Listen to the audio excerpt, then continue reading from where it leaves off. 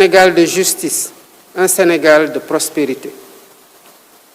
Monsieur le bâtonnier de l'Ordre des avocats, l'assistance judiciaire fonctionne jusqu'ici provisoirement sur le fondement d'un protocole d'accord du 7 avril 2005 entre le barreau et le ministère en charge de la justice et du budget. Il est nécessaire de la formaliser.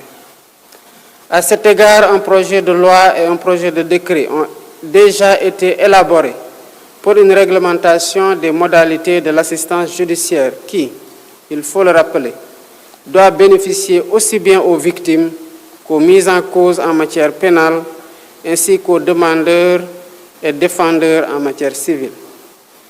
Le constat est qu'elle n'est appliquée qu'en matière pénale et au seul bénéfice des personnes poursuivies, alors que des victimes ont souvent besoin de l'aide juridictionnelle, particulièrement en matière civile, où la procédure est généralement plus coûteuse qu'en matière pénale.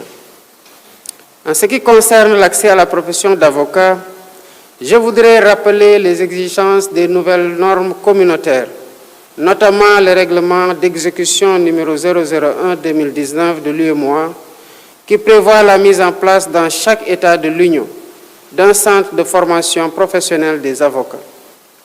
Le délai de 2 ans prévu pour la mise en place de ce dispositif est arrivé à terme depuis le 21 février 2021. Pendant ce temps, et ce depuis près de 4 ans, de jeunes diplômés attendent de réaliser le rêve d'embrasser la profession d'avocat.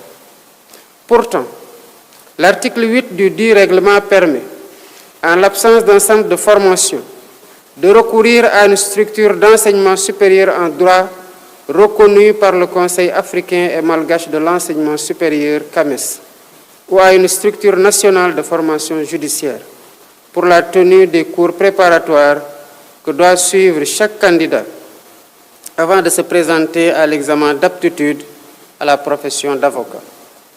Au demeurant, il résulte de l'article 3 du règlement que les barreaux, en relation avec le ministère en charge de la justice, sont responsables de l'organisation du certificat d'aptitude à la profession d'avocat.